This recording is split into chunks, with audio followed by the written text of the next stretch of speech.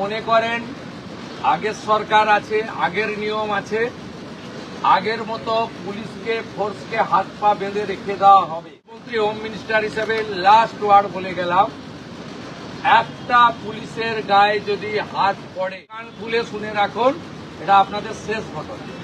এরপরে আর কোনো এই ধরনের অ্যাকশন আমরা করতে দেব না। যদি করেন আমার থেকে খারাপ কোনো পুলিশ মন্ত্রী, আপনারা কাজ করবেন ভয়মুক্ত হয়ে। আপনাদের হোম মিনিস্টার তথা চিফ মিনিস্টার আপনাদের সাথে আছেন, করতে পারেন, তার ডিমান্ড রাখতে পারেন, সেটা লফুল এবং লজিক্যাল হওয়া উচিত। এটা ডেমোক্রেটিক কান্ট্রি। আমরা পুলিশের নিচের তলাতেও বলেছি ভার্চুয়াল করে যে কোনো গ্রুপ, যে কোনো ইন্ডিভিজুয়াল, যে কোনো পলিটিক্যাল রিলিজিয়াস গ্রুপ, তারা তাদের যে কোনো বক্তব্য, দাবি বা অ্যাক্টিভ পারসন, তারা ওসিআইসিদের সঙ্গে মিট করবেন এবং তাদের কাছে রিপ্রেজেন্টেশন দেবেন, জানতে চাইবেন, সেটা তাকে স্যাটিসফাইড করা এবং যথাযথ উত্তর দেওয়ার দায়িত্ব কনসার্নিং পুলিশ স্টেশনের। এটা নিয়ে আপত্তি নেই।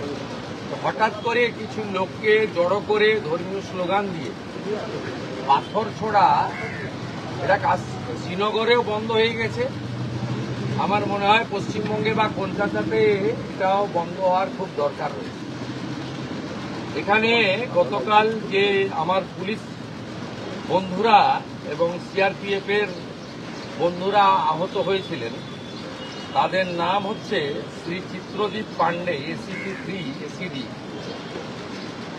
Inspector Rajesh Kumar Singh, OC Beniapukur PS, ASI 18,159, এটা নম্বর, Shyamal Kumar Ghosh of DRO ACD, constable Shahjada Sheikh, Beniapukur PS, constable Tarun Kumar Das, DRO ACD, CB Anirban Majumdar. এর বাইরেও আমাদের দুজন সিআরপিএফ এর বন্ধুরা, তারাও ইনজোর্ড হয়েছেন।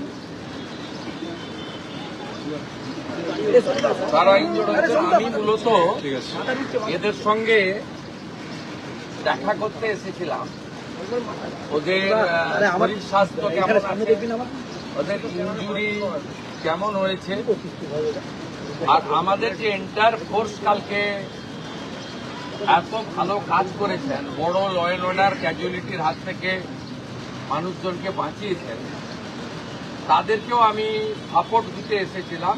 বলেছিলাম গভর্নমেন্ট আপনাদের সঙ্গে আছে, আপনারা law enforcing authority under BNS এবং জনস্বার্থে আপনারা কাজ করবেন ভয়মুক্ত হয়ে। আপনাদের হোম মিনিস্টার তথা চিফ মিনিস্টার আপনাদের সাথে আছে, নগরপালের নেতৃত্বে এন্টায়ার ডিপার্টমেন্ট আপনাদের পাশে আছে। ওদের প্রাইমারি মেডিকেল ট্রিটমেন্ট হয়েছে, একজন দুজনের ইনজুরি কতও আছে আমি দেখেছি নিজের চোখে। আমি শুধু আপিল করব, এই কাজগুলো করবেন না, এই কাজগুলো করবেন না, এই কাজগুলো থেকে বিরত থাকুন। যদি মনে করেন আগের সরকার আছে, আগের নিয়ম আছে, আগের মতো পুলিশকে ফোর্সকে হাত পা বেঁধে রেখে দেওয়া হবে, তাহলে কিন্তু ভুল করবেন। তো ক্লিয়ার মেসেজ, জিরো টলারেন্স এই ধরনের ভ্যান্ডালিজম, হুলিগানিজম, রাউডিজম এবং anti national, anti social activity we are not allowed. আমি পুলিশ মন্ত্রী হোম মিনিস্টার হিসেবে লাস্ট ওয়ার্ড বলে গেলাম, একটা পুলিশের গায়ে যদি হাত পড়ে, এই সরকার তার আইন প্রয়োগ করে যতদূর যেতে হয় হবে। শুধু অ্যারেস্ট নয়, কনভিকশন করানো পর্যন্ত ক্লোজ মনিটরিং করার দায়িত্ব আমাদের থাকে। আর পুলিশের সমস্ত বন্ধুদের বলবো, বিএনএস যা বলেছে, আপনাকে ট্রেনিং পিরিয়ডে যা বলেছে, আপনার সুপিরিয়র যা অর্ডার দেবে অন স্পট, আপনি চিন্তামুক্ত হয়ে করবেন। কে কোন দল করেন, কে কোন ধর্মের লোক, কে কোন সম্প্রদায়ের লোক, কে কোন প্রভাবশালীর ক্লোজ লোক, তার এগেনস্টে অ্যাকশন নিতে গেলে 5 বার ভাবতে হবে। আপনারা এই চিন্তা মুক্ত করুন। মাননীয় প্রধানমন্ত্রী বারে বারে বলেছেন বেঙ্গলে ভয়ে আউট ভরসা ইন। এন্টার পুলিশ ডিপার্টমেন্ট, বিশেষ করে আমাদের কলকাতা পুলিশের যে তাদের যে পারফরমেন্স, তাদের যে উচ্চতা, এই উচ্চতাকে ফিরিয়ে আনার জন্য, দক্ষতাকে কাজে লাগানোর জন্য গভর্নমেন্ট তার সাথে আছে। এটাই আমার বক্তব্য।